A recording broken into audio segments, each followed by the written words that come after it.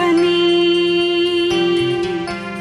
ఇది క్రీస్తు యేసు ప్రేమ ధ్వని, ఇది జగతిలో మ్రోగే సిలువ ధ్వని. పిలుచుచున్నది ప్రతి వారిని, వినుమా విశ్వసించుమా.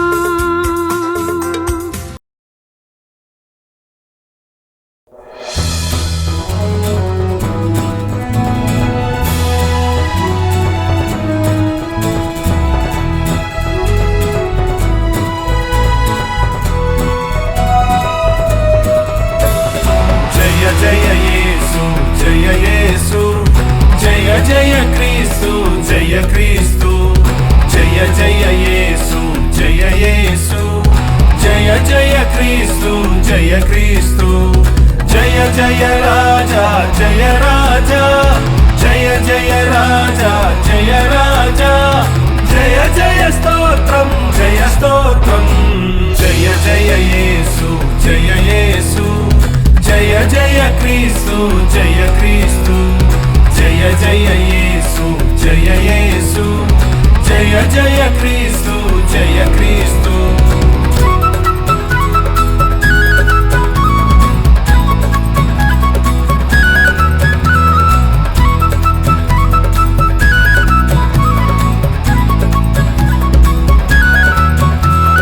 దయ్యాలు గెలచిన జయ యేసు, దయ్యాలు ఓడెను జయ యేసు. దయ్యాలు గెలచిన జయ యేసు, దయ్యాలు ఓడెను జయ యేసు.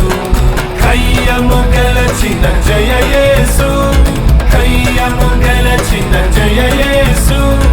అయ్యా నీవే జయ యేసు. జయ జయ యేసు జయ యేసు, జయ జయ క్రీస్తు జయ క్రీస్తు. జయ జయ యేసు జయ యేసు, జయ జయ క్రీస్తు జయ క్రీస్తు.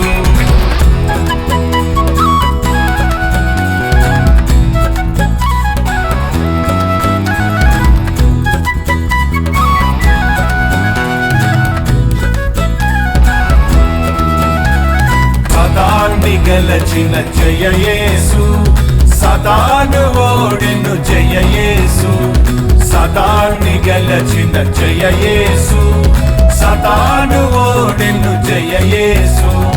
పాతని గతించి జయ యేసు, పాతని గతించి జయ యేసు. దాతము నీవే జయ యేసు.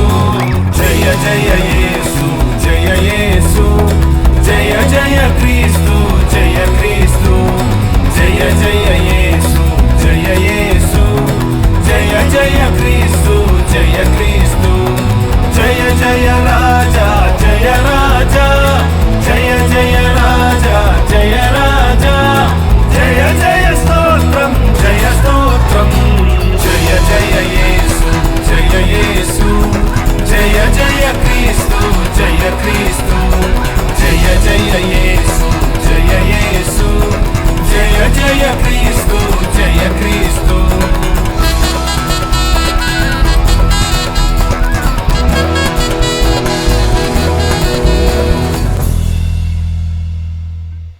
ఎంతమంది వాక్యం జాగ్రత్తగా వింటారో, ఎంతసేపు వింటారో చూద్దాం. మరి మీ దగ్గర బైబిళ్ళు ఉన్నాయంటే చాలా తక్కువ బైబిళ్ళు చూపించారు. నల్ల అట్ట ఉంది కాబట్టి బైబిళ్ళు మీరు ఎత్తినప్పుడు సరిగ్గా కనపడలేదు. ఇప్పుడు తెరిచి చూపించండి. దివ్య గ్రంథము దివ్య గ్రంథము, ఎచటనైన చదివిన సహాయ దొరుకుడు. కష్టములు వచ్చిన దుఃఖములు కలిగిన విడువకుండా చదువుడి దివ్య గ్రంథం. ఏ గ్రంథం? దీని మీద ఏం రాసింది? పరిశుద్ధ గ్రంథం. దేవుని మాటలను మనకు పొందుపరిచి ఇచ్చిన ఏకైక గ్రంథం. ఇందులో 66 పుస్తకాలు ఉన్నాయి. 40 మంది గ్రంథకర్తలు 1600 సంవత్సరముల పరిధిలో 3 వ్యత్యాసమైన భాషల్లో బైబిల్ రాశారు. విచిత్రం ఏంటంటే పాత నిబంధన కొత్త నిబంధన భక్తులు ఎవరు కలుసుకోలేదు. వాళ్ళు రౌండ్ టేబుల్ కాన్ఫరెన్స్ చేసి మాట్లాడుకోలేదు, డిస్కస్ చేసుకోలేదు, ఒకరికొకరు తెలియదు. కానీ అంతకాల పరిధిలో రాసిన అంతమంది రచయితలు, రాజులు రాశారు, పామరులు రాశారు, రకరకాల వృత్తిలో శాస్త్రులు రాశారు. కానీ అందరూ పరిశుద్ధాత్మని ప్రేరేపణతో రాశారు కాబట్టి బైబిల్ అంతటిలో ఒకే సారం ఉంది. ఆ ఒకే ముఖ్యమైన వ్యక్తి యేసుక్రీస్తు. యేసుక్రీస్తు రక్తము ద్వారా మానవ జాతికి పాపక్షమాపణ ఉంది అన్న సత్యాన్ని బయలుపరుస్తుంది. అదే సమయంలో బైబిల్లో హిస్టరీ ఉంది, చరిత్ర ఉంది. బైబిల్లో హైజీన్ ఏంటంటే ఆరోగ్య సూత్రాలు ఉన్నాయి. బైబిల్లో చట్టం, లా, ప్రపంచంలో ఉన్న లాకి మూల స్తంభం బైబిల్లోని 10 కమాండ్మెంట్సే. ఏ దేశం వాళ్ళైనా చట్టం ఉంది, కుటుంబ వ్యవస్థ ఉంది, దేవుని ప్రణాళికలు ఉన్నాయి, దేవుని సృష్టి విషయం ఉంది, ఎలా సృష్టి సిద్ధపడింది, ఎలా సృష్టి అంతమవబోతుంది, అన్నీ ఇంత చిన్న గ్రంథంలో, ఒక 1000 పేజీల గ్రంథంలో మన దగ్గరకు వచ్చేసిందండి. అందుకని బైబిల్ చాలా గొప్ప పొక్కిషం. 1971 సంవత్సరంలో పట్టుకున్నాను బైబిల్ నేను. అప్పటి నుంచి ఇప్పటిదాకా చదువుతున్నాను, 52 సంవత్సరాల నుంచి. ఒక న్యూస్ పేపర్ ఒకసారి చదివితే రెండోసారి చదవం, పడేస్తాం. ఈ చదవడానికి ఏముండదు అందులో. కానీ ఎంత చదివినా, ఎన్నిసార్లు చదివినా తొవ్వుతున్న ధననిధిలాగా దేవుని వాక్య సత్యాలు, పరిశుద్ధాత్మని విషయాలు మనకి పరిశుద్ధ గ్రంథం బయలుపరుస్తుంది. కాబట్టి అనుదినము బైబిల్ చదవటం అభ్యాసం చేసుకోండి. రోజు 3 అధ్యాయాలు చదవండి, ఆదివారం 5 అధ్యాయాలు చదవండి. మళ్ళీ సంవత్సరానికి ఒకసారి బైబిల్ పూర్తిగా చదివి ముగిస్తారు. కొంతమంది అలా చదవరు.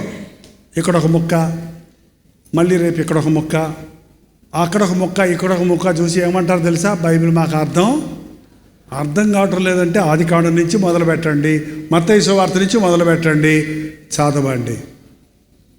చదువు రాకపోతే ఏం చేయాలండి? చదువు రాని వాళ్ళు ఏం చేయాలండి? కళ్ళు సరిగ్గా కనపడడం వాళ్ళు ఏం చేయాలండి? చదువు రాని వాళ్ళకి ఉత్తరం వస్తే ఏం చేస్తారండి? వీడు దుబాయ్ పోయి చదువు రాకపోతే నాకు ఉత్తరం రాశాడు అని పొయ్యిలో మెంట పెడతారా? ఏం చేస్తారు? గబగబా ఉత్తరం తీసుకెళ్ళి చదువు, అమ్మా మా అబ్బాయి ఏం రాశాడో వినిపించుకుంటారు లేదా? అలాగే మీకు చదువు రాకపోతే ఏం చేయొచ్చు తెలుసా? చదివే మీ పిల్లలతో చదివించండి, వాళ్ళకి మేలు, మీకు మేలు. ఇప్పుడు వినే బైబిల్ కూడా వచ్చిందండి, ఆడియో బైబిల్. మీ సెల్లో పెట్టుకుంటే బైబిల్ని వినొచ్చు, ఎవరో చదివింది ఉంటుంది, మీరు వినొచ్చు. అలాగైనా కూడా హృదయంలో వాక్యం ఉంటే మనకు జ్ఞానం ఉంటుంది, పాపం మనకు దూరంగా ఉంటుంది, దేవుని మీద విశ్వాసం మనకు వృద్ధి చెందుతుంది. కాబట్టి వాక్యం చదవండి. చదువుతారా?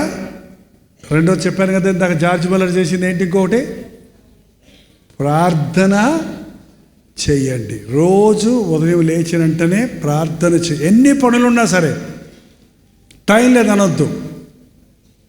ఎన్ని పనులున్నా ప్రార్థన చేసుకొని పనులు చేస్తే పనులన్నీ అయిపోతాయి. ప్రార్థన లేకుండా టైం లేదని ప్రార్థన మానేస్తే ఏ పని జరగదు ఆ రోజున.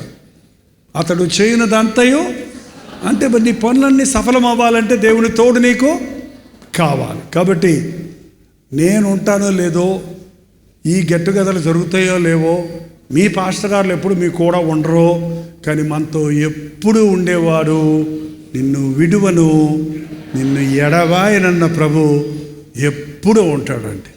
మన ప్రార్థన అర్ధరాత్రి చేసినా వింటాడు, తెల్లవారు చేసినా వింటాడు. ఆపత్కాలములో నాకు మొరపెట్టు, రేపు నీకు జవాబిస్తారన్నాడా? వెంటనే. ఎంతమంది ప్రార్థన చేసినా, ఎంతమంది ఒకే టైంలో ప్రార్థన చేసినా అంతమంది ప్రార్థన వినగలిగినంత గొప్ప దేవుడు మన దేవుడు. డబ్బులు ఇచ్చినోడికి ఎక్కువ విని, డబ్బులు ఇవ్వనోడు వినకుండా ఉండే పాస్టర్ గారులు అంటాడు కాదు. ఇష్టమైన ఫోన్ ఎత్తి ఇష్టం లేని ఫోన్లు ఎత్తనోళ్ళలాగా కాదు ఆయన. ఎవడైనా దరిద్రుడు మొరపెట్టినా వింటాడు, పాపి మొరపెట్టినా వింటాడు. ఎప్పుడు, ఎందుకంటే మనందరం ఆయన బిడ్డలం, మనలందరినీ ఆయన ప్రేమిస్తున్నాడు. కాబట్టి ఏం మర్చిపోయినా ప్రార్థన మాత్రం మర్చిపోకండి. ఇంట్లో నుంచి బయటికి వెళ్తే ప్రార్థన చేసుకుంటారా? కొంతమంది ఊపుతున్నారు. లోపలికి వచ్చినప్పుడు చేసుకుంటారా? క్షేమంగా తీసుకొచ్చావు ప్రభువా అని చేస్తారా? పెద్ద పెద్ద ప్రార్థనలు చేయక్కర్లా. పెద్ద మీరు బస్సు పట్టుకోవాలి, ట్రైన్ పట్టుకోవాలన్నప్పుడు ప్రార్థన చేసుకుంటాను, అరగంట చేసుకుంటే ట్రైన్ వెళ్ళిపోద్ది అక్కడ. ఏంటంటే అలాగే అన్నం తినేటప్పుడు ప్రార్థన చేసుకునేటప్పుడు అన్నాలు పెట్టేశాక వడ్డించేశాక నాన్న అమ్మో ఉండండి నన్ను ప్రార్థన చేసేదాకా ఎవరు తినకండి అని నువ్వు ఇంత పెద్ద ప్రార్థన చేసావనుకో, వాళ్ళు ఎప్పుడో తినేసి ఆ ప్లేట్లు పెట్టేసి వెళ్ళిపోతారు, నువ్వు ఇంకా ప్రార్థనలోనే ఉంటావు.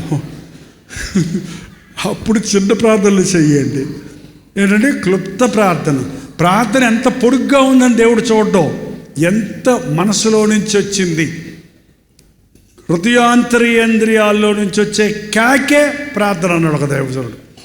హృదయంలో నుంచి వచ్చే కేకే ప్రార్థన, అది వెంటనే వింటాడు ఆయన.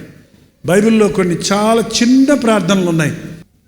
మీరెప్పుడు మనసులో పెట్టుకొని ఈ చిన్న ప్రార్థనలు మీరు చేసుకుంటూ ఉంటే మీకు పెద్ద ప్రార్థన అంటే ఉచ్చరింపశక్యముగాని మూలుగులతో చేయే ప్రార్థన చేసుకోవాలనే ఆశ కలుగుద్దండి. చెప్పమంటారా? చిన్న ప్రార్థనలు చాలాసార్లు చెప్పాను లైవ్లో కూడా.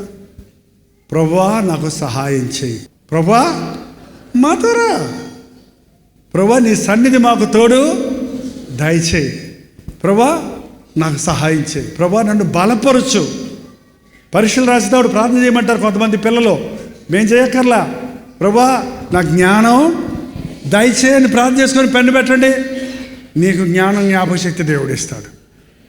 కొన్నిసార్లు నువ్వు అవతలోడు నిన్ను చిక్కుల్లో పెడుతుంటాడు, నీ నోటి మాటలతో పట్టుకోవాలని ప్రయత్నిస్తుంటాడు.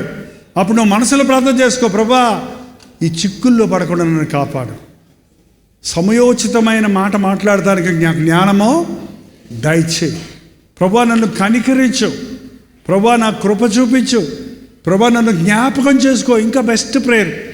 ఆ శిలువ మీద ఉన్న దొంగ ఏం చేశాడండి? ఏం ప్రార్థన చేశాడు? ఏం పెద్ద ప్రార్థన చేశాడా? యేసు నీ రాజ్యంలో పెద్ద ప్రార్థన చేసిన పరిశీలందరూ వదిలిపెట్టి నేనెలా తీసుకెళ్తానయ్యా అన్నాడా? ఏంటండి, బతుకంతా ఇష్టం వచ్చినట్టు బతికావు, ఇప్పుడు వచ్చి నన్ను జ్ఞాపకం చేసుకోమంటే నువ్వేంటయ్యా, నాకు నా శిష్యులు ఉన్నారు అన్నాడా? వెంటనే జవాబు ఇచ్చాడు. ఏమన్నాడండి? చూద్దాంలే అన్నాడా?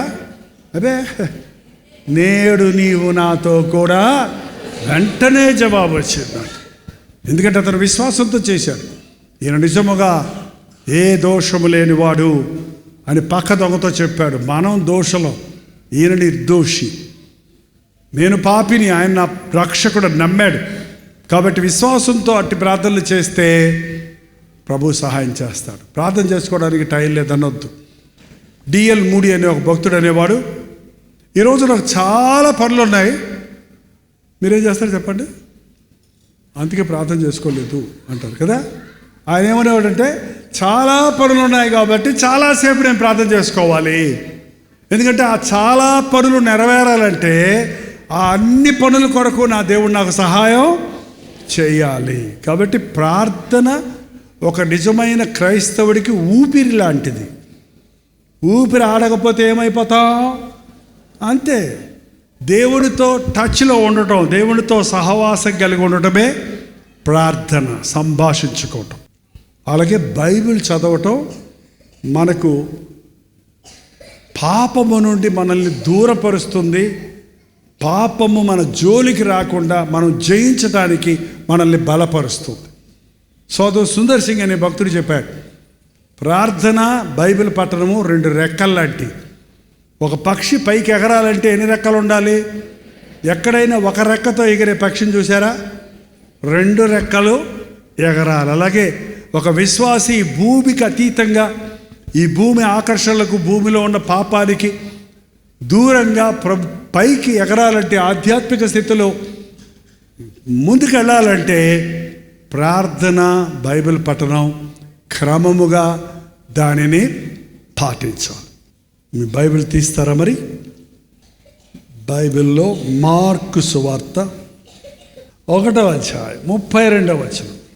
సాయంకాలమున ప్రొద్దుగుంకినప్పుడు జనులు సకల రోగులను, దయ్యములు పట్టిన వారిని ఆయన యొద్దకు తీసుకొని వచ్చిరి. పట్టణమంతయు ఆ ఇంట వాకిట కూడి ఉండెను. ఆయన నానావిధ రోగముల చేత పీడించబడిన అనేకులను స్వస్థపరిచి అనేకమైన దయ్యములను వెళ్ళగొట్టెను. అవి తన్ను ఎరిగి ఉండినందున ఆయన ఆ దయ్యములను మాటలాడనివ్వలేదు. ఇక్కడ ఒక ఇంటి ముందు కపెర్నహూము అనే ఒక ఊరుంది. ఇప్పుడు కూడా ఉంది పాలస్తీనా దేశంలో, యెరూషలేములో. ఈ కపెర్నహూము పేతురు యొక్క ఊరు. పేతురు యొక్క అత్తగారు చాలా భక్తి పరురాలు.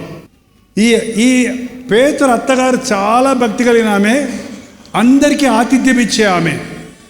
పేతురు అత్తగారు భక్తి కలిగింది కాబట్టి పేతురు భార్య కూడా చాలా భక్తి కలిగింది. పేతురు తల్లిబోలే పిల్ల అంటారు చూడండి. మీరు సరిగా ఉంటే మీ పిల్లలు సరిగా ఉంటారు. మీరు ఎన్ని నీతులు చెప్పినా మీ ప్రవర్తన సరిలేకపోతే మీ పిల్లల ప్రవర్తన సరి అవ్వదు. ఇక్కడ పేతురు అత్తగారు ఎప్పుడు యేసుప్రభు ఆ ప్రక్కకు వచ్చిన కపెర్నహూములో ఆయన బస చేసేవాడు. అనేక చోట్ల తిరుగుతూనే ఉండేవాడు యేసుప్రభు. అక్కడికి వచ్చేటప్పటికి ఆ రోజు పేతురు అత్త భయంకరమైన జ్వరంతో మంచం మీద పడుంది. ప్రభు దగ్గరికి వెళ్ళి చేతిని ముట్టగానే జ్వరమామను విడిచిపోయింది. ప్రభు యొక్క తాకుదలలో ఎంత గొప్ప స్వస్థత ఉందో తెలుసా అండి. ఒక పెద్ద ప్రొసీజరు, ఒక మందులు, ఒక డోసులు ఇవన్నీ ఏమి లేవు. చెయ్యి మీద ఆయన చెయ్యి ముట్టుకోగానే జ్వరం తగ్గిపోయింది. ఇంకా విచిత్రం ఏంటంటే ఆమె వెంటనే లేచి వంటగదిలోకి వెళ్ళి వంటడం ప్రారంభించింది. మనకు జ్వరం వచ్చిన తర్వాత జ్వరం తగ్గినా ఏముంటుంది, మనకి నీరసం ఉంటుంది. ఏంటక్క అలా ఉన్నామంటే జ్వరం అమ్మ, ఎప్పుడు మొన్న వచ్చిన జ్వరానికి ఇవాళ కూడా నీరసమే. కానీ ఈమెకి జ్వరము తగ్గింది, నూతన బలము వచ్చింది. విందు చేస్తుంటే ఈ విషయము ఇప్పుడండి మన పక్కింటి వాళ్ళకి ఏం జరుగుతుందో మనకేం తెలియదు. వాట్సాప్ పెట్టుకొని అమెరికాలో ఏం జరుగుతుందో తెలుసుకోవాలని ఆశ ఉంది. కానీ మన పక్కింట్లో ఉన్న వాళ్ళకి మన పక్కింట్లో సగం దేవుడు ఎరుగు. ఆ పక్కనున్న మన అబ్బాయి ఏం చేస్తాడో మనకు తెలియదు. ఈ గదిలో ఉన్న అమ్మాయి ఎవరితో మాట్లాడుకుంటుందో మనకు తెలియదు. మనకెందుకో లండన్లో ఏం జరిగితే మనకెందుకు, ఢిల్లీలో ఏం జరిగితే మనకెందుకు, అవి మాత్రం గెలుక్కుంటా కూర్చుంటారు, ఇంటిని పట్టించుకోరు. వాళ్ళు కాదండి మనకు కావాల్సింది. దేవుడు మనకిచ్చిన కుటుంబం. మీ కుటుంబంతో మీరు సమయం గడపండి. మీ బిడ్డలను కూర్చోబెట్టుకొని మాట్లాడండి. కుటుంబ ప్రార్థన చేసుకోండి. ఎంతమంది ఇళ్లలో కుటుంబ ప్రార్థన ఉందో చేయి చూపిస్తారా? హల్లెలూయా. ఈ రోజు నుండి అన్ని కుటుంబాల్లో ప్రార్థన ఉండును గాక. పేతురు అత్త ప్రార్థనా పరురాలు. ఇప్పుడు పక్కింటి వాళ్ళ సంగతులే మనకు తెలియవు. కానీ ఆ రోజుల్లో ఎవరికైనా మన వీధిలో ఉన్న వాళ్ళకి ఏదన్నా బాగోకపోతే అందరికీ తెలిసిపోద్ది. అందరూ వెళ్ళి పలకరించి వస్తారు కదండి. మీకు తెలియదు, ఈ జనరేషన్ తెలియదేమో. పల్లెటూరులో అయితే అసలు ఊరంతా పొక్కిపోద్ది. ఒక్కసారి బిడ్డ పుట్టిందంటే ఊరంతా ఇంటి దగ్గరే ఉంటుంది బిడ్డను చూడటానికి. ఈ పేతురు అత్తగారు అంత మంచిది కాబట్టి ఆమె కొన్ని రోజులుగా జ్వరంతో బాధపడుతుంది. ఒకరోజు జ్వరం కాదు అది. ఒక్కరోజు జ్వరాలు వైరల్ ఫీవర్స్ అంటారు. కొన్ని జ్వరం వచ్చిందంటే టైఫాయిడ్ వస్తే 21 రోజు మంచాల పడాలి. మలేరియా వస్తే మూలుగుతా పడుకుంటాడు. ఇంకా ఎన్ని రకాల ఫీవర్లో ఇప్పుడు కొత్త జ్వరాలు వచ్చేసాయి. కొన్ని జ్వరాలు వచ్చినాయి అంటే ఆ కరోనా వైరస్ వచ్చినప్పుడు కూడా ఏం చేసేవాళ్ళు, ముందు జ్వరం ఉందా లేదో చూసేవాడు. ఆ రోగం ప్రాణాలే తీసేసింది. ఈ రోగం ఏదో భయంకరమైన జ్వరం, అందరికీ తెలుసు ఆమె రోగం వచ్చింది, జ్వరం వచ్చి చచ్చిపోద్ది అనుకున్నారనమాట. ఎప్పుడైతే యేసు ప్రభు స్వస్థపరిచాడో ఆ విషయం ఊరంతా పొక్కిపోయింది. నీకు తెలుసా, పేతురు అత్తగారు మంచం మీద పడ్డారు. మొన్న వెళ్ళి చూసి వచ్చామే, జ్వరంతో వణికిపోతుంది. యేసు ప్రభు ఆ ఇంటికి వచ్చాడట, ఆమె చెయ్యి ముట్టాడట, ఆమె బాగైపోయి పనిచేస్తుందట, ఆహారం వండి పెడుతుందట. అవునా, మా ఇంట్లో జ్వరం వాళ్ళు ఉన్నారు, మా ఇంట్లో దగ్గొచ్చిన వాళ్ళు ఉన్నారు అని ఆ ఊర్లో ఉన్న వాళ్ళందరూ గవర్నమెంట్ హాస్పిటల్ కంటే ఎక్కువైపోయి అందరు ఎక్కడికి వచ్చారంట, ఊరంతా అక్కడే ఉంది. చూడండి, పొద్దుగొంకినప్పుడు జనులు సకల రోగులను, దయ్యం పట్టిన వారిని, ఆయన పట్టణం అంతయు ఆ ఇంటి వాకిట కూడి ఉండిన అందరూ వచ్చి కొమ్మలు పడిపోయారు. రోగాలు అందరూ వచ్చేసి, నా కుదరదు పోవయ్యా, ఇంతమందికి నేను ఎందుకు చేస్తాను అన్నాడా ప్రభు. ఏంటండి, వాళ్ళందరినీ ఒక్కొక్కరిని ముట్టి రోగాలతో పీడించబడుతున్న అనేక రకాల రోగాలు, ఈ నానా విధమైన రోగములను ముట్టి స్వస్థపరిచాడు. ఏంటంటే ఇప్పుడు మనం హాస్పిటల్కి వెళ్తే ఇంతకుముందు ఎర్రమందు, నల్ల మంద, ఎర్రమందు తెల్ల మాత్ర, ఏ జబ్బు వచ్చినా అదే. గవర్నమెంట్ హాస్పిటల్కి వెళ్తే అందులో చేయి పెడితే 2 మాత్రలు ఇంతేమో బుడ్డి తెచ్చుకోమని అందులో పోసేవాళ్ళు, అంతే. ఏమొచ్చినా అదే, అంతే.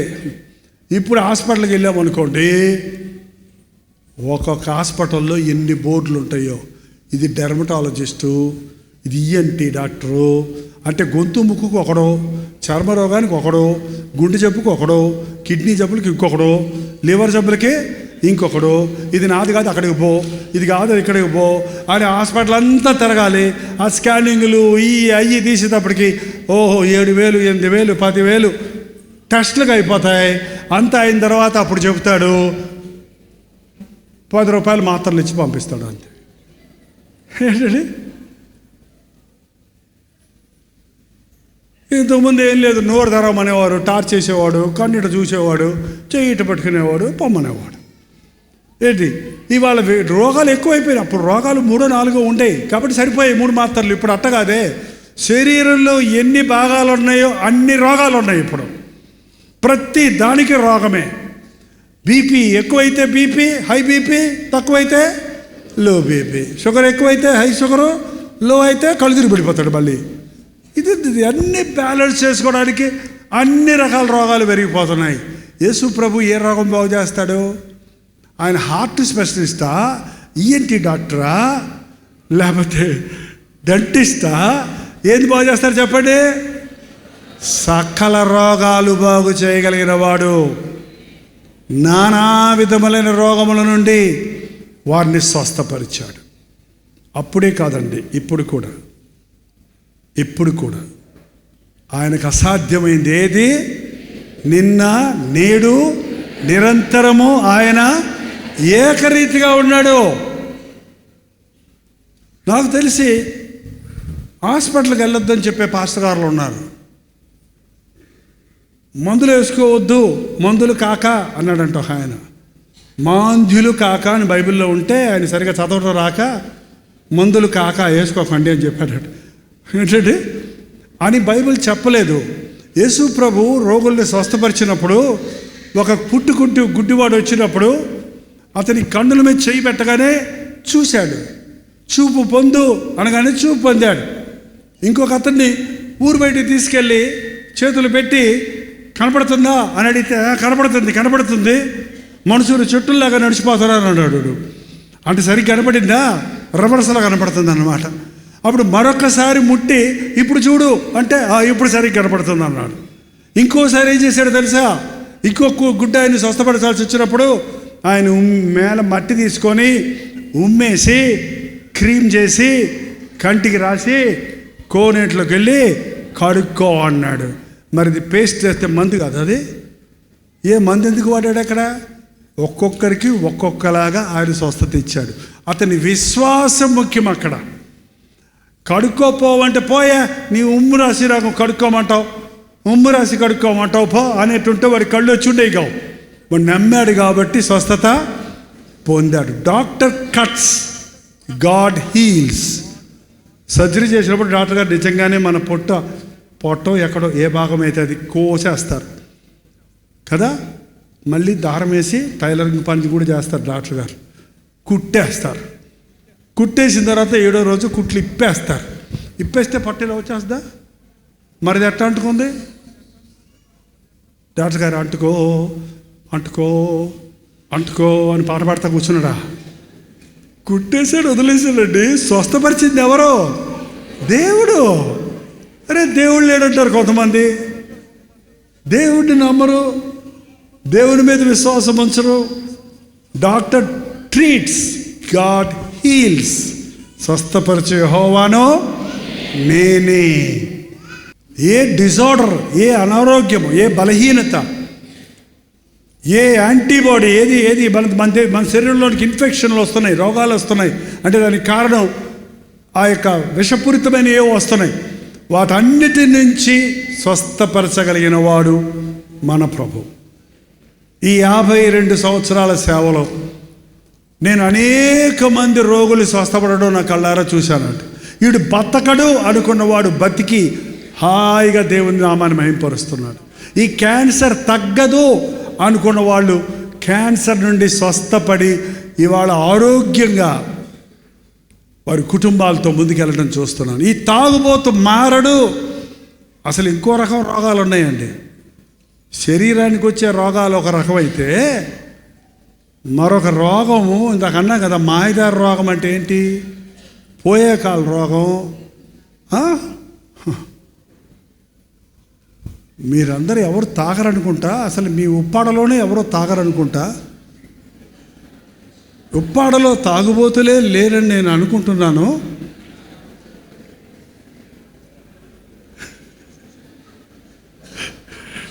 ప్రపంచం అంతా తిరుగుతున్నానండి. ఏ రోగాలు లేని ఊర్లు కూడా ఉన్నాయి, కానీ తాగుడు లేని ఊరు మాత్రం కనపడలా. పల్లెల్లో అంటే, పట్టణాల్లో అంతే, సిటీస్లో అంతే. చూడటానికి డీసెంట్గా ఉన్న కనీసం ఇంటికి ఒక తాగుబోతుండడం మాత్రం గమనించాలండి. ఒక్క తాగుబోతుంటే మన ఇంట్లో మనశ్శాంతి ఉంటుందా చెప్పండి మీరు? ఒక్క తాగుబోతుంటే మనశ్శాంతి ఉంటుందా? మా నాన్న తాగేవాడు, బ్రాందీలు, విస్కీలు, ఇంజనీర్ ఆయన, డిప్యూటీ ఎగ్జిక్యూటివ్. ఇక్కడ కిర్లంపూడి, కారంపూడి, పెద్దాపురం, అక్కడంతా కాకినాడ ఇక్కడంతా పనిచేశారు. సోమశల ప్రాజెక్టు, ధవళేశ్వరం, అంతకుముందు నాగార్జున సాగరు. ఆయన ఫుల్గా ఇంజనీర్స్ అందరూ ఫ్రెండ్స్. సో వీళ్ళు ఆటోమేటిక్గా ఆఫీసు లేదు, పాడు లేదు, పోయేది క్లబ్లో కూర్చునేది, చేట్ల పాక ఆడేది, అర్ధరాత్రి వరకు తాగేది. తాగితే అర్ధరాత్రి జీపులో తీసుకొచ్చి ఇంట్లో పడేసేవారు. మా అమ్మేమో ఎప్పుడు చూసినా యేసుప్రభుని నమ్ముకొని ప్రార్థన చేస్తుండేది. ఏంటి ఎన్ని రోజులు ఎన్ని బాధలు పెట్టినా మా అమ్మ మాట్లాడకుండా, ఏమి ఎదురు తిరగకుండా, ఆయన ఎంత కోప్పడ్డా, ఎన్ని బూతులు తిట్టినా ఆమె తట్టుకునే ఉండేది. మీ 8 మంది పిల్లలు, మళ్ళీ 8 మంది పిల్లల్ని చక్కబెట్టుకుంటూ విసిగించే భర్తతో దేవుడు ఉన్నాడంటే నాకు పిచ్చితనంగా అనిపించేది. నాకు అప్పటికి 18, 17 ఏళ్ళు వచ్చేటప్పటికి, ఆయన నువ్వు చెడ్డ స్నేహాలు చేస్తున్నావంట, యేసుప్రభుని నమ్ముకోయా అని చెప్పింది ఒకరోజు మా అమ్మ.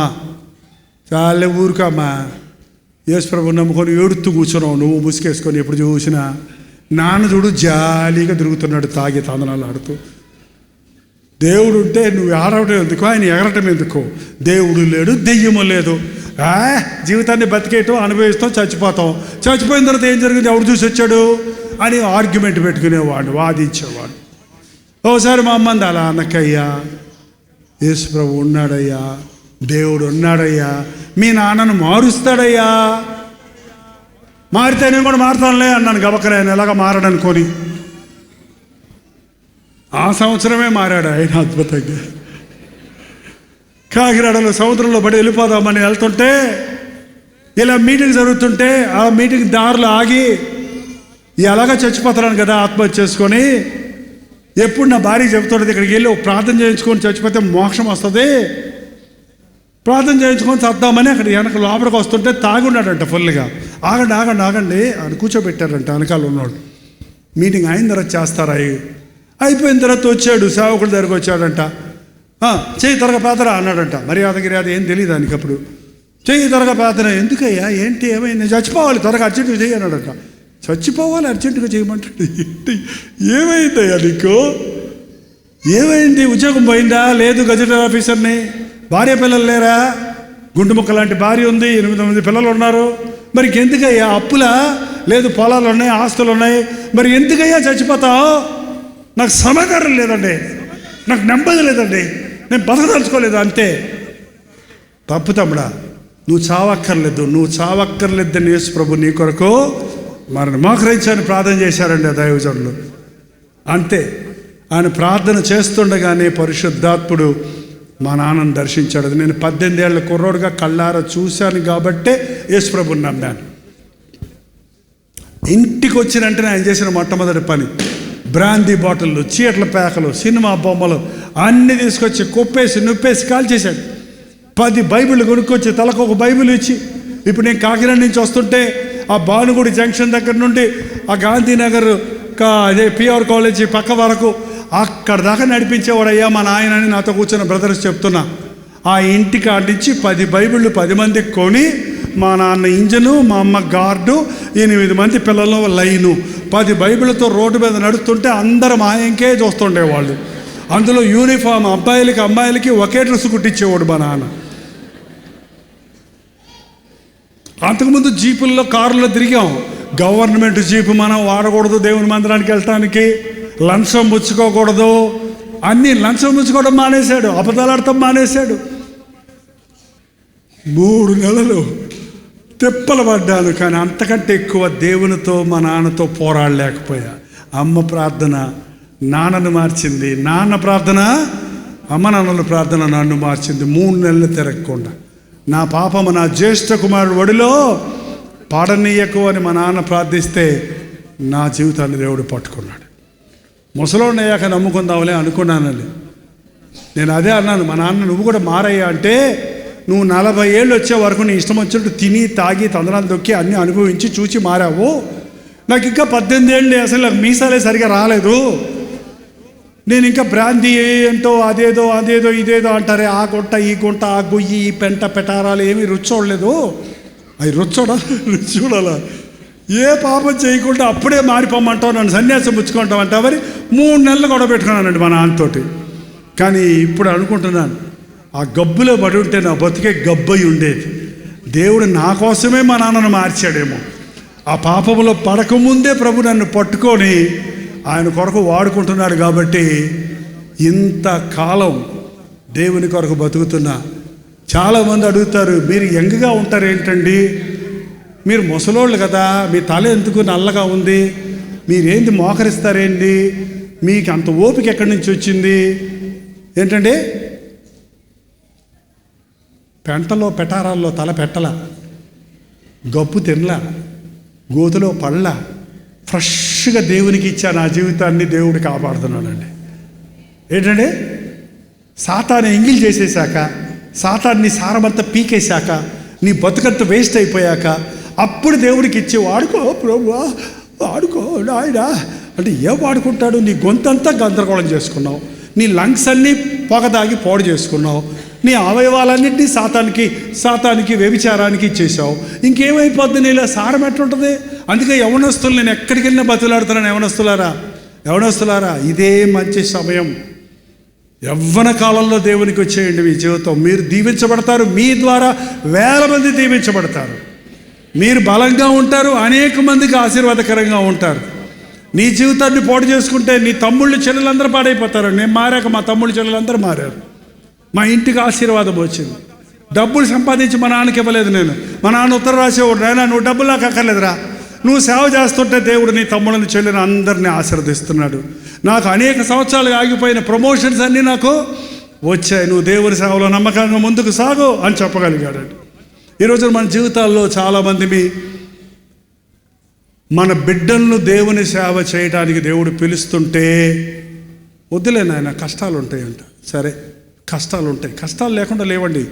సేవ అంటే సూటు బుట్టు వేసుకోవటం కాదు, దీని వెనకాల చాలా కష్టం ఉంది. ఇప్పుడు కూడా నేను ఎన్ని గంటలు పనిచేస్తాను తెలుసా? నాతో ఉన్నోళ్ళు చెప్తారు, మీకు కావాలి, నేను చెప్పుకోకూడదు డబ్బా అంటారు. ఏంటంటే ఎంత తక్కువ నిద్రపోతానో తెలుసా, ఎంత తక్కువ తింటానో తెలుసా, ఎన్ని పస్తులకైనా రెడీ, ఎంత కష్టంగానే రెడీ, చెమట గార్చడానికి రెడీ, కండలు కరిగ తీసుకోవడానికి రెడీ. ఎందుకంటే కష్టం ఎక్కడైనా ఉంటుంది, కానీ క్రీస్తు కొరకు పడిన కష్టంలో నూతన బలం ఉంది. యెహోవా కొరకు ఎదురు చూచువారు నూతన బలం పొందుతావు, రెస్టరేషన్ ఉంటుందండి. కష్టం లేకుండా ఎవరైనా ఉద్యోగం చేస్తున్నారో చెప్పండి. ఇక్కడ జాలరి మీరు వేటకెళ్ళినప్పుడు కష్టపడకుండా చేపలు పట్టుకొని వస్తున్నారో చెప్పండి. మీరు వలేసి తీసినప్పుడు కష్టపడుకున్నారు. ఇక డాక్టర్ గారు ఉన్నారండి, డాక్టర్ గారు కదా అంటారు. ఆయన కష్టపడకుండా డాక్టర్ ఎట్ అవుతారు చెప్పండి. ఎంతమంది పేషెంట్స్ను ఎంతమంది ట్రీట్ చేయాలి, అబ్బబ్బో వాళ్ళ పని ఎంత భయంకరంగా ఉంటుందో నాకు తెలుసు. ఎవరైనా కష్టపడాల్సిందే, ఎవరైనా ఇంట్లో కష్టపడాల్సిందే, బయట. కానీ దేవుని కోసం కష్టపడుతున్నప్పుడు ఇహమందు పరమందు కూడా దీవెన ఉందండి. ఈ లోకంలో కష్టపడితే ఈ లోక సంపాదనే ఉంటుందేమో, కానీ దేవుని కోసం కష్టపడితే ఇక్కడ నీకే తక్కువ అవ్వదో అక్కడ నీకు ఉంటుంది. ఎంతమంది మీ బిడ్డలను దేవునికి ఇవ్వాలనుకుంటున్నారు? రోషం రావాలని చెప్తున్నా. ఎంతమంది యవనస్తులు మిమ్మల్ని మీరు దేవునికి అప్పగించుకోవాలనుకుంటున్నారు? అంత ఈజీ కాదులేండి, చెయ్యి ఎత్తడం కూడా కష్టమే. అయినా ఒకళ్ళిద్దరు ఎత్తారు. నా దగ్గర చాలామంది పాస్టర్ గారి వాళ్ళ పుట్టినరోజు ప్రార్థన చేయరు అంటారు, ఇక్కడ చేయాలి అంటారు. నేను ఒకటే మాట అంటా, నా పుట్టినరోజు అన్న వాళ్ళు అందరితో ఒకటే మాట, ఎందుకు పుట్టావు? ముఖం పెడతాడు. ఎందుకు పుట్టావు? అమ్మ నన్ను అడగమంటావా? ఎందుకు పుట్టావో నువ్వు తెలుసుకోనంతసేపు నువ్వు పుట్టిన జీవించుచున్న జీవితం వ్యర్థం అన్నారండి. దేవుడు కారణం లేకుండా మనల్ని ఎవరిని ఈ లోకంలో జన్మింపచేయలేదు. దేవుడు నిన్నుగా ప్రేమిస్తున్నాడు. ప్రతి ఒక్కరూ ఆయనకి స్పెషల్. అందరూ విఐపీస్, వెరీ ఇంపార్టెంట్ పర్సన్. ప్రతి ఒక్కడిని దేవుడు ప్రత్యేకంగా శుద్ధపరుచుకున్నాడు అండి. నేను పిండముగా ఉన్నప్పుడే నీ కన్నులు నన్ను చూశాయన్నాడు దావీదు. పిండం అంటే ఎలాగుంటుందండి? రక్తపు గడ్డ. రక్తపు గడ్డగా ఉన్నప్పుడే నియమించబడిన దినములలో ఒకటైనను కాకమునిపే నా దినములన్నీ నీ గ్రంథంలో లిఖితములాయను. స్త్రీలు లెక్క పెట్టుకుంటారు, నెల తెప్పాను అంటే ఎన్ని రోజులు ఎన్ని నెలలు గర్భిణి అని తెలిసి డెలివరీ టైం ఫిక్స్ చేస్తున్నారు కదా. ఇంకా పిండముగా నియమించబడక ముందు నుంచి లెక్కలు కట్టాడంట దేవుడు. ఆహా, ఎంత గొప్ప దేవుడు! చూడటానికి రక్తపు గడ్డే, కానీ ఈ రక్తపు గడ్డ జైపాలు అవ్వాలి అని అనుకున్నాడని నాకు అప్పుడు తెలిసింది. 18 ఏళ్ళకు తెలిసింది నాకు. ఇంకా ముందే తెలుసుంటే బాగుండేది అనుకుంటాను నేను ఇప్పుడు కూడా. నీకు ఎన్ని సంవత్సరాలు అయిపోయిందో, నువ్వు ఎందుకు పుట్టావో, ఎందుకు నిన్ను జన్మింపచేశాడో. మీరు విశ్వాసులు అంటున్నారు, బాప్తిసం పొందామంటున్నారు. రక్షించబడిన తర్వాత మొట్టమొదట మీరు అడగవలసిన ప్రశ్న దేవునిని, దేవా నన్ను ఎందుకు పుట్టించావు? ఈరోజు ఇంటికి వెళ్ళి అడగండి దయచేసి. నన్ను ఎందుకు రక్షించుకున్నావు? ఇంకా గొప్ప విషయం ఏంటంటే, పుట్టినోళ్ళు చాలామంది ఉన్నారు, రక్షించబడ్డవాళ్ళు కొద్దిమంది ఉన్నాం. దేవుడు ప్రత్యేకంగా నిన్ను ప్రేమించాడు కాబట్టి నీకు దొరికాడు ఈ గొప్ప దేవుడు.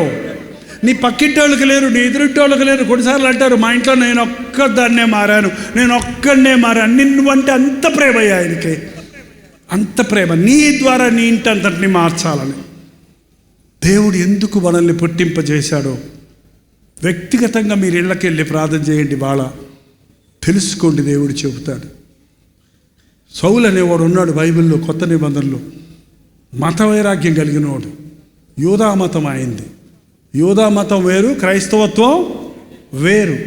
యూదా మతం కూడా మన మతం లాగానే వాళ్ళకి ధర్మశాస్త్రాలు ఉన్నాయి, కొన్ని పద్ధతులు ఉన్నాయి, ఆచారాలు ఉన్నాయి. తెల్లబట్టలు కట్టుకోవాలి, ఉపవాసం ఉండాలి, చేతులు కడుక్కోవాలి, బైక్ భూమికి వెళ్తే స్నానం చేయాలి, శవాన్ని ముట్టుకుంటే 3 రోజులు మూల కూర్చోవాలి. ఇవన్నీ ఉన్నాయి. ధర్మ చదవండి ఎన్ని ఆజ్ఞలు ఉన్నాయో లెవియాకాండంలో. ఆ యూదులు నిష్ఠ కలిగిన యూదుడు ఆయన. యేసు ప్రభువు నామంలో ప్రార్థన చేసే వాళ్ళందరినీ చూసి, మన యూదా మతాన్ని నువ్వు భ్రష్టత్వం పట్టిస్తున్నావని వాళ్ళ మీదకు దూరి వాళ్ళని జుట్టులు పట్టుకొని ఈడ్చి వాళ్ళని చెదరగొట్టి వాళ్ళని హింసిస్తూ ఉన్నంత క్రూరుడుగా ఉన్నాడు. అజ్ఞానం వల్ల తెలియక దేవుడు ఎవరని. అటువంటి సమయంలో వాళ్ళని చంపడానికి లైసెన్స్ తీసుకురావడానికి వెళ్తుంటే దారిలో యేసు ప్రభు కలబడ్డాడండి. గొప్ప మిట్ట మధ్యాహ్నం అంటేనే ఎట్టుంటుందో మనకు తెలుసు. మిట్ట మధ్యాహ్నం గొప్ప వెలుగులో,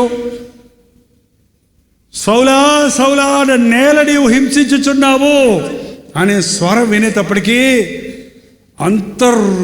రౌద్రంగా గుర్రంలో స్వారీ చేస్తున్నవాడు దెబ్బకి గుర్రం మీద నుంచి కింద పడి నేలను గతుక్కొని, ప్రభువా నీవెవడివి అని అడిగాడు. ప్రభువా అని ఎట్టొచ్చింది? ప్రభు అని కాదనే కదా ఇప్పుడు దాకా గొడవ చేస్తున్నాడు. కానీ ఆ దర్శనం ఆయన మనోనేత్రాలు తెరిచిందండి. మన శరీరానికి దెబ్బ తగిలితే ఏమంటారు చెప్పండి? మీరు అలసిపోతున్నట్టున్నారు, చెప్పండి, నేను ముగిస్తా. అదన్నా చెప్పండి. పోనీ దెబ్బ తగిలినప్పుడు మాత్రం అమ్మ కావాలి, ఆకలి వేసినప్పుడు అమ్మ కావాలి, అమ్మ ముసలిదైతే మూలపడేయాలి. ఎంత దౌర్భాగ్యం అంటిది. ఈ మధ్య మేము వృద్ధుల ఆశ్రమాలకు వెళ్తున్నాం మెడ్రాసులో. పాపం అమ్మలు 7గురిని 3గురిని 5గురిని కన్న అమ్మలందరినీ వాళ్ళు నడవలేక మంచాలు పడి ఉంటే వదిలేసేస్తే వాళ్ళందరూ ఆశ్రమాలు చేరదీస్తుంటే వాళ్ళు ఒక్కొక్కరి దగ్గరికి వెళ్ళి మాట్లాడుతుంటే, ఏమ్మా పిల్లలు లేరా? ఉన్నారయ్యా, నా ఆస్తి అంతా రాయించుకొని నన్ను తోసేశారయ్యా, నా ఆస్తి అంతా నా బంగారం అంతా అమ్మి పిల్లలకు పెళ్లి చేశానయ్యా, మా అల్లుళ్ళు వద్దంటున్నారయ్యా. వాళ్ళు చెప్పే కథలు పెట్టుంటే గుండె తరుక్కుపోతుందండి. ఎంత తింటుందండి ఆ ముసలమ్మ అన్నం. అరే తల్లిదండ్రులను సన్మానించండి, మీ అమ్మ నాన్నను మీరు చేదరించుకోవద్దు. మీరు చిన్నపిల్లలకు ఉన్నప్పుడు మిమ్మల్ని ఆయన ఎత్తుకున్నారా లేదా? అన్నం తినమ్మా తినమ్మా తినమ్మా అని బతిమలాడారా లేదా? మరి ఇప్పుడు ముసలమ్మకి నువ్వు అన్నం పెట్టవా? అమ్మ అన్నం తినమన్నా తినకపోతే పోవే చావే. ఏంటంటే అలాంటి మాట్లాడతారు, తప్పు కదా. చేయవాకండి దయచేసారా.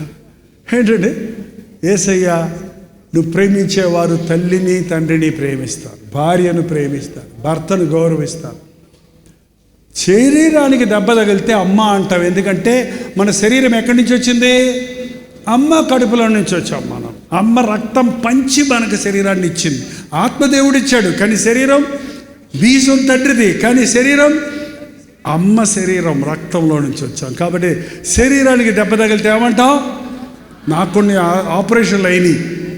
కొన్ని ఆపరేషన్లు అయినప్పుడు నొప్పి పడుతున్నప్పుడు హాస్పిటల్లో అమ్మా అమ్మా అని మూలుతూ, ఇంత పెద్ద పాస్టర్ని అమ్మ అమ్మ అంటానేంటి? ఏసయ్య అనాలి కదా. ఏసయ్యా ఏసయ్యా అమ్మా, మళ్ళీ అమ్మ.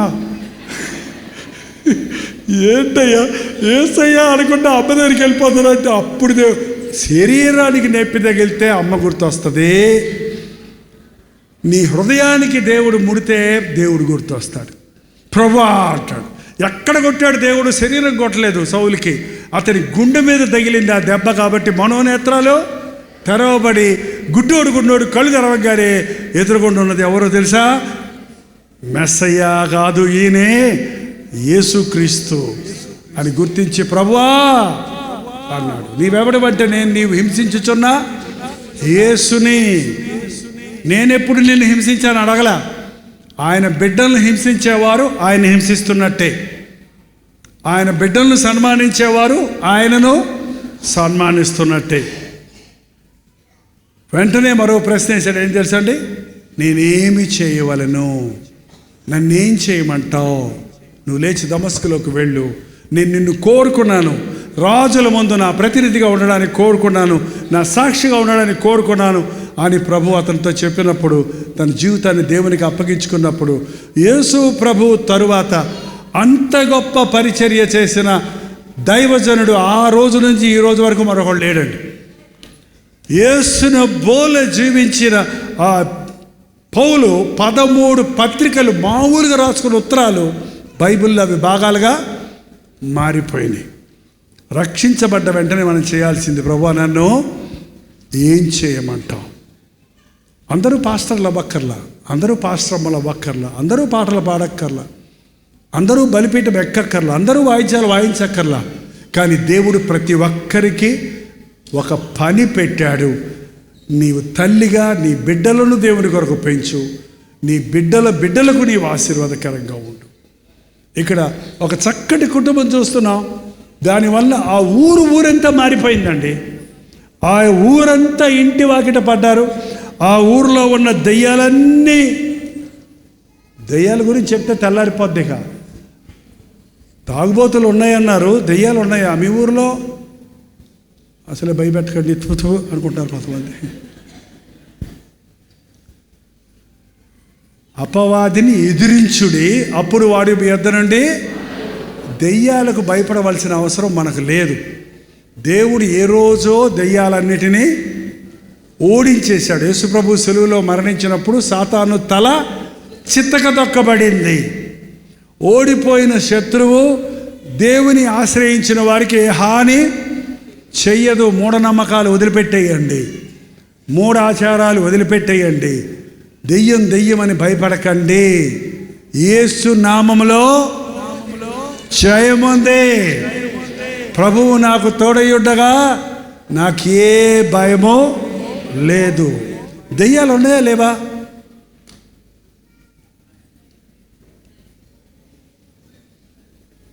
దెయ్యాలంటేనండి లూసిఫర్ దేవుడు సాతాన్ని ఎవరు చేశాడంటాడు. సాతాన్ని ఎవరు చేయలేదు, దేవుడు దూతలను చేశాడు. ఆ దూతల్లో ఒక దూత వెలుగు దూతగా, క్వైర్ లీడర్గా చేశాడు దేవుడు. అది గర్వంగా నేను కూడా దేవుళ్ళగా అయిపోవాలని హెచ్చించుకుంది పరలోకంలోనే. గర్వానికి పరలోకంలో చోట్లేదు కాబట్టి తోసేస్తే దాంతోపాటు 3వ వంతు దూతలు పడిపోయినాయి. ఆ పడిపోయిన దూతలే దెయ్యాలు. దెయ్యాలకు శరీరాలు లేవు, ఓన్లీ స్పిరిట్ ఉంటుంది. ఆ దెయ్యాలు ఏం చేస్తాయంటే నీ శరీరాన్ని వాడుకోవడానికి నీ మీదకు వస్తాయి. నువ్వు చోటిస్తే, నువ్వు భయపడితే, లేకపోతే నువ్వు పాపాన్ని ప్రేమిస్తే. ఈగ వస్తుంది అనుకోండి నా ముక్కు మీద కోరకే, నా ముక్కు అంటే దానికి ప్రేమ వచ్చిందా? ఎందుకు వస్తుంది ఈగ ముక్కు మీదకే? బెల్లం ఉంటే వస్తుంది, అంతేనా? మీకు అది కూడా అర్థం కాదా?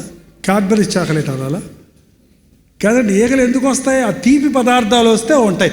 నీ దగ్గర పాపం చోటు ఉంటే దెయ్యం నీ దగ్గరకు వస్తుంది, చోటు లేకపోతే నీ దగ్గర రాదు. అది నీ దగ్గర రాదు, భయపడక్కర్లా. యేసు ప్రభు నీలో ఉన్నప్పుడు రాడు.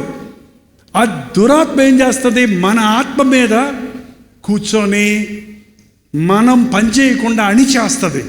అందుకని దెయ్యం పట్టిన వాళ్ళు ఏం చేస్తున్నారో వాళ్ళు తెలియదు. కానీ దెయ్యం వదిలిపెట్టిన తర్వాత ఏమైంది నాకు, ఏమైందని అడుగుతారు చూసారా? అప్పుడు దాకా వాడి మత్తులో ఉంటుంది. ఇది ఇంకా వెస్ట్రన్ దెయ్యాలు వచ్చాయి, ఇప్పుడు నాజూకైన దెయ్యాలు వచ్చాయి, కొత్త రకాల దెయ్యాలు వచ్చాయి. కానీ మనం దీనికి భయపడాల్సిన అవసరం లేదు. నువ్వు ఒకటి చేయకూడదు అనుకొని చేస్తున్నావంటే, అది చేయకుండా ఉండలేకపోతున్నావంటే అది నువ్వు కాదు, నీ మీద ప్రభావితమైన దురాత్మ యొక్క ప్రభావం. అర్థమైందా? నేను తాగకూడదు అనుకుంటున్నాను, తాగుతున్నాను అంటున్నాడండి. ఏంటి చెప్పండి? తాగుడు దెయ్యం. ఏం దెయ్యం? మీరే తాగుబోతానని అడగండి. తాగనప్పుడు మాట్లాడండి దయచేసి. తాగనప్పుడు అడగండి, ఎందుకయ్యా తాగుతావు అని. ఏమంటాడో తెలుసా అండి? ఏం చేయమంటారండి? భార్య ఏడుస్తుందండి, పస్తులు పెడుతున్నారండి, నాకు మాత్రం తాగటం అంటే ఇష్టమా అంటాడు. ఏంటంటే అదే నువ్వు తాగినప్పుడు వెళ్ళి అన్నావు అనుకో, నీ గుండె పగల కొడతాడు, జాగ్రత్త. తాగినప్పుడు నేను చాలామంది తాగుబోతులతో చేతులు వేసి మాట్లాడతా.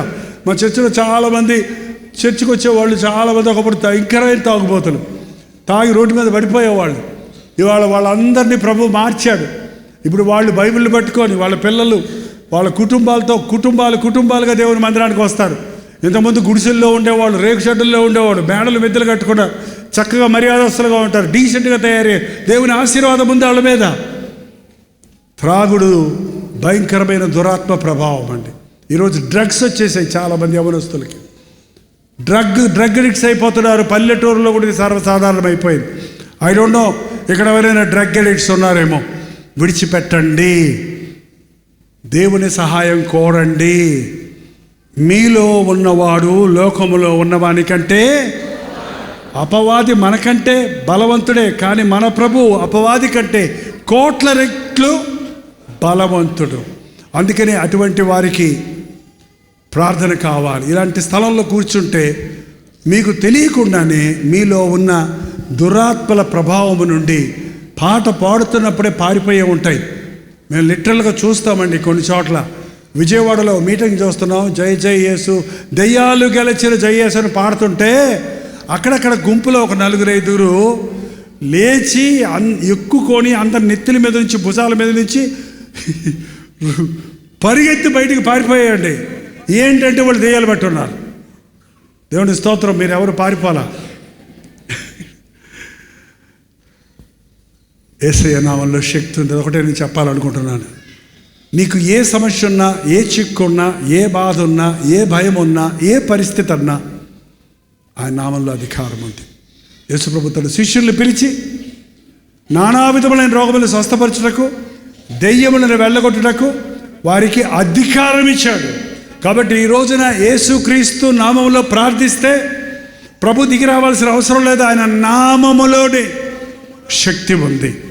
ఆ శక్తిని అనుభవించి కానీ ఇవాళ మనం ఎవరము ఇక్కడి నుంచి వెళ్ళకుందుము గాక.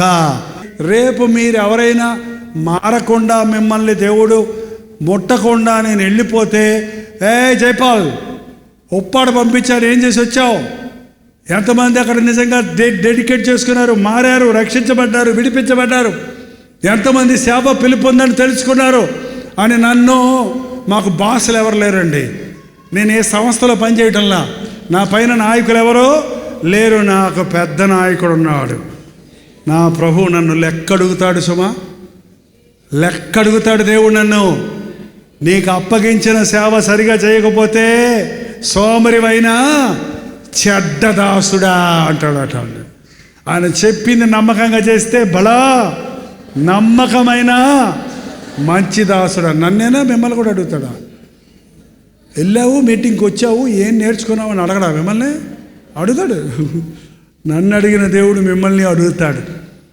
ఈరోజు 2 పాయింట్లు అండి.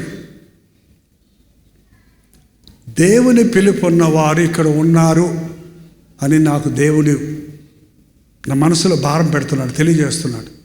మీరెవరు చేతులు 2-3 ఎత్తారు. ఇంకా చాలామంది ఇక్కడ you know that God is calling you. Otherwise you go and ask your mummies or daddies. మీ అమ్మగారిని అడుగు, మీ అమ్మగారిని అడుగు, నువ్వు పుట్టినప్పుడే అనుకున్నావురా, నేను దేవుడికి అనుకున్నావురా అని చెప్తారు మీ గురించి. మీకు చెప్పలేదు ఇప్పటిదాకా. Some of you are chosen by God. దేవుని చేత కోరుకొనబడిన వారు ఉన్నారు. మీరు ఎంత త్వరగా ప్రభువుని పట్టుకుంటే అంత ధన్యులు. రెండోది, మీరు రక్షించబడ్డారు, బాప్తిజం పొందారు, దేవుని మందిరాలకు వెళ్తున్నారు, కానీ ఇంకా ఈ లోక సంబంధమైన ఐహిక విచారాలు, ధనమోసము మిమ్మల్ని అణిచేస్తున్నాయి. మీరు భక్తిలో సాగకుండా, ముందుకు ఎదగకుండా, సఫలతను సంపూర్ణంగా చూడకుండా మిమ్మల్ని కొన్ని దురాత్మలు, కొన్ని బలహీనతలు, కొన్ని నిరుత్సాహాలు మిమ్మల్ని సరైన పోషకం లేకపోతే ఏమంటారు చూసారా, అది సరైన పోషక పదార్థాలు తినకపోతే ఇమ్యూన్ సిస్టమ్ తగ్గిపోద్ది చూసారు. అట్లాగా కొంతమందికి ఆధ్యాత్మికమైన బలమైన శక్తి లేని వారిగా ఉన్నారు. ఈరోజు మీరు శక్తి పుంజుకోవాలంటే ఆల్రెడీ నేను 2 మాత్రలు ఇచ్చాను. ఒకటి బైబిల్ రీడింగు, రెండోది ప్రార్థన. ఐజాలు నువ్వు క్రమంగా దాన్ని పాటించావంటే ఆధ్యాత్మిక వీరుడిగా సిద్ధపడతావు.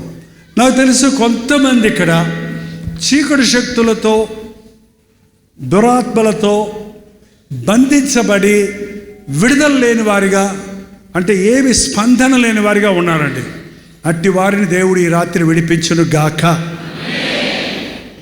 మీరందరూ లేచిలబడితే కొద్దిసేపు ప్రార్థనలో గడపాలనుంది. మీరు ఒప్పుకుంటే ప్రార్థన కావాలన్న వాళ్ళందరూ ఎంత గట్టిగా చెప్పగలరో అంత గట్టిగా హల్లెలూయా చెప్పండి.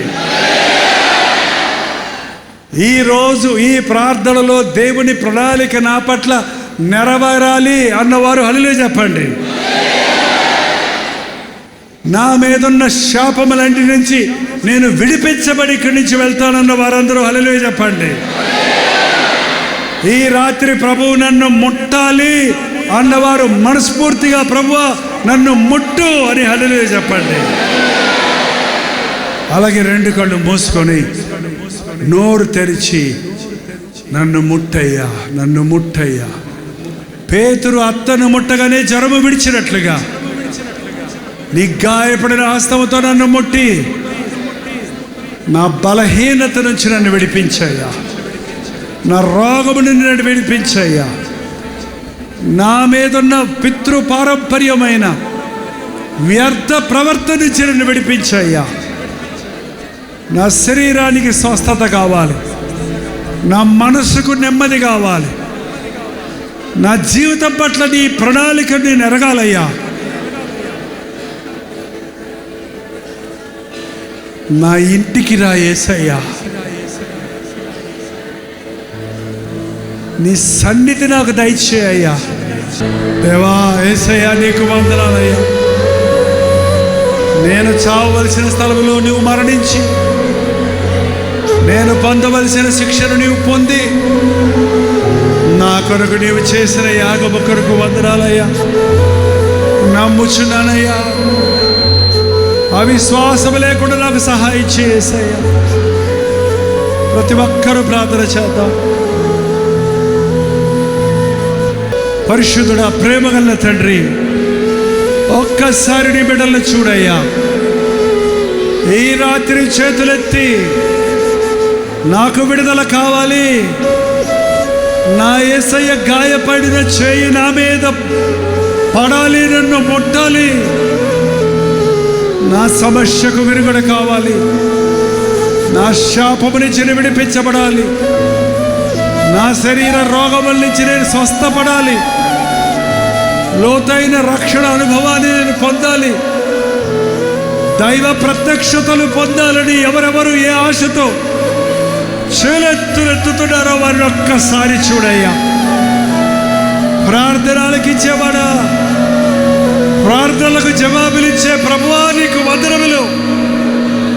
ఈ రాత్రి ఉప్పాడలో పరిశుద్ధాత్మని కార్యాలు జరగాలయ్యా. నామకార్థ క్రైస్తవులుగా, ఆచార భక్తులుగా కాక, ఆత్మయందు తీవ్రత కలిగి ఆధ్యాత్మిక జీవితములలో వర్ధిల్లు వారిగా ఉండుటకు పరిశుద్ధాత్మతో మమ్మల్ని ఒక్కొక్కరిని అభిషేకించుము నాయన. నేను నా ఇంటి వారు యెహోవానే సేవించుదామన్న తీర్మానంతో ఇంకా గృహాలలో మారని వారు మారినట్లుగా ఈ రాత్రిని పరిశుద్ధాత్మ కార్యములు జరిగించుము నాయన. ప్రతి ఇంటిలో కుటుంబ ప్రార్థన, ఇంటి చుట్టూ దేవుని కంచె ఉంచి దురాత్మ శక్తుల నుండి తప్పించుము నాయన. ఎన్నెన్నో స్థలాల నుండి ఎంతెంతో ఆశతో ఈ స్థలంలో సమకూడిన ప్రతి ఒక్కరిని దర్శించి, నా ప్రభువు నన్ను ముట్టాడు, స్వస్థపరిచాడు, నన్ను విడిపించాడు, నాకు ఈ గొప్ప రక్షణ దొరికిందన్న తృప్తితో ఇక్కడ నుండి వెళ్ళుటకు సహాయం చేయండి. ఈ అర్ధరాత్రి తిరిగి వెళుతున్న వారికి సురక్షితమైన ప్రయాణాలు దయచేయండి. నిశ్చితమైతే నిరాకడ, ఆలస్యమైతే మరల మేము కలుసుకోవడానికి అవకాశాలు కలుగజేయమని యేసు క్రీస్తు నామములో అడుగుచున్నాను తండ్రి, ఆమేన్. మన తండ్రి అయిన దేవుని యొక్క ప్రేమయు, కుమారుడైన క్రీస్తు యొక్క కృపయు, ఆదరణకర్త అయిన పరిశుద్ధాత్మ యొక్క సహవాసము కూడి వచ్చిన మనందరికీ ఇప్పుడును సదాకాలమును తోడై ఉండను గాక. ఆమేన్, ఆమేన్, ఆమేన్. హల్లెలూయా. ప్రభు చిత్తమైతే ఈ జూలై 15వ తారీఖు ఆల్ ఇండియా క్రిస్టియన్ లీడర్స్ సమ్మిట్ని విజయవాడలో ఏర్పాటు చేస్తున్నాం. ఉదయం 10 గంటల నుంచి సాయంత్రం 5 గంటల వరకు ఒకే సెషన్గా ఉన్న ఈ ఆల్ ఇండియా క్రిస్టియన్ లీడర్స్ సమ్మిట్లో దైవజనులు, పాస్టర్సు, ఇవాంజలిస్టు, పరిచర్య పిలుపు ఉన్నవారు, సేవలో ముమ్మరంగా ఉన్నవారు మాత్రమే ఆహ్వానితులు.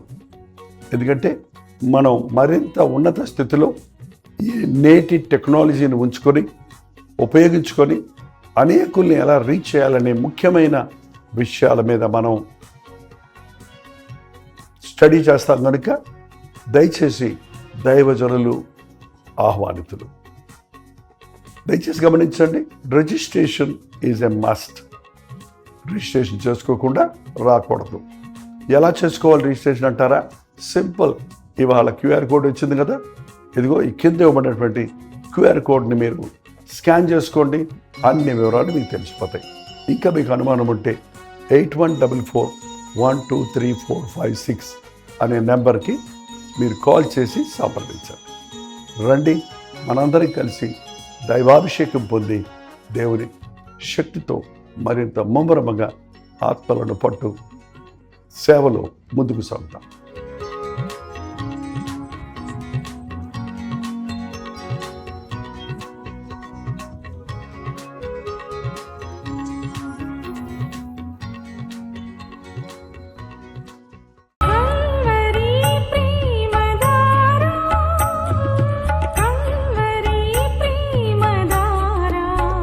కల్వరి ప్రేమధార అనే మా ద్విమాస పత్రికను ఈ మధ్య త్రైమాస పత్రిక అంటే 3 నెలలకి ఒక్కసారి మాత్రమే ప్రింట్ చేయగలుగుతున్నాం. మరి గత 40 సంవత్సరాల పైబడి కొనసాగుతున్న ఈ పత్రికను ఆపు చేయటం ఇష్టం లేక దీన్ని త్రైమాస పత్రికగా మార్చున్నాం. మీరు కల్వరి ప్రేమధార పత్రికను చదువుతున్నారా? ఒక ఉచిత పత్రిక కావాలంటే ఇవ్వాలే మీ పేరు, చిరునామా, అడ్రస్తో పాటు ఇంటి నెంబర్తో పాటు క్లియర్గా పంపించండి. తప్పకుండా ఒక ఉచిత పత్రికను మీకు పంపిస్తాం.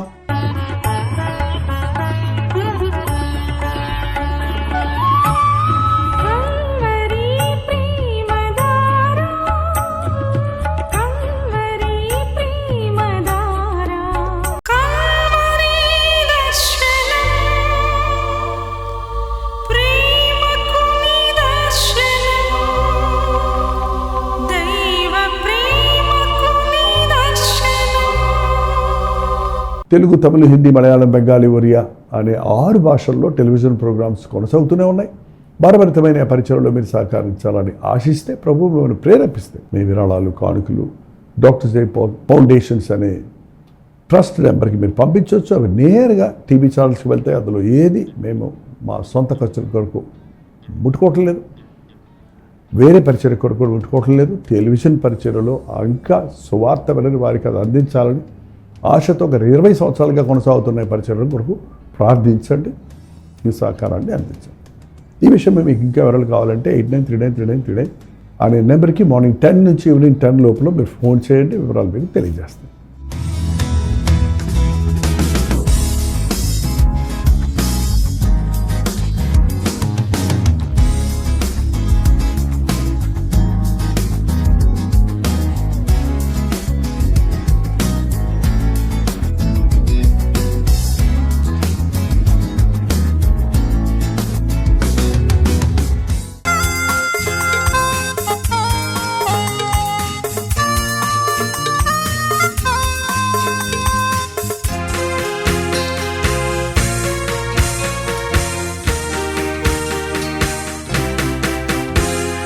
బ్రతుకు భారమై నిరాధారమై నిరాశతో నిండిన వారికి ఇది నిరీక్షణ ధ్వని. బ్రతుకు భారమై నిరాధారమై నిరాశతో నిండిన వారికి ఇది నిరీక్షణ ధ్వని. నలిగిన హృదయముల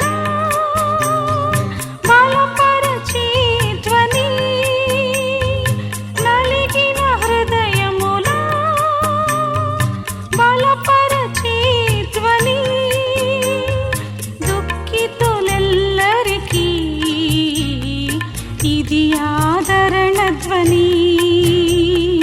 దుఃఖితులెల్లరికీ ఇది ఆదరణ ధ్వని.